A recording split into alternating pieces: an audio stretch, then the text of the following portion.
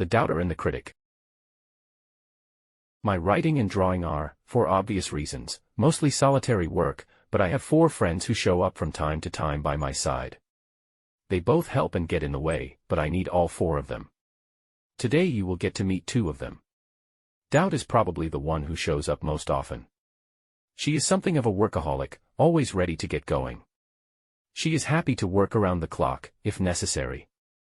She is constantly looking for things to doubt and scoff at.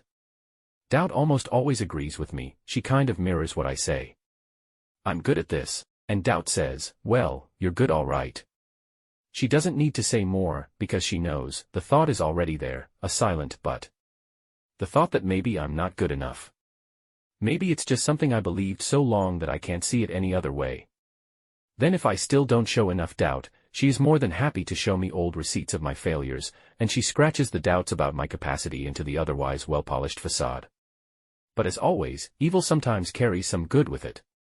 You should have a healthy dose of doubt. Without a doubt, you are not wise, as Tage Danielson put it. Doubt can lead to self-awareness, and that's why I still cherish my friend Doubt. Even though she can darken some days and sometimes literally paralyze the will to create. My friend the critic doesn't work quite as much as Doubt, but almost. Most often, critic appears when Doubt has gone to bed. When the text is almost finished, I even allow myself to feel a bit satisfied. That's when he comes rushing, ready with his eyes, his magnifying glass and his finger, and points at the slightest error. Well, he utters and scrutinizes the work through his magnifying glass. Was this all you could accomplish? He flips, scrolls, squints, pinches the paper, shakes his head and says, "Are you really done with this text, you think?" At this point, Doubt has awoken and returned, alert and rested. They like each other, critic and Doubt. They are best friends, you could probably say.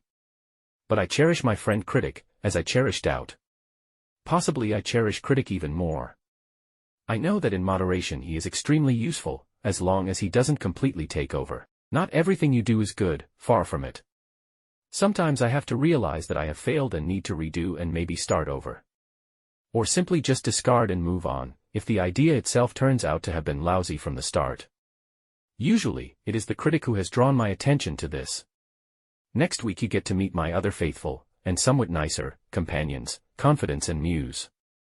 Besides, it feels dark now, there is also evil that does not bring anything good with it. But we must all do what we can, and keep the hope up for an end to this madness. Take care out there. Mattias is an author, editor, and illustrator.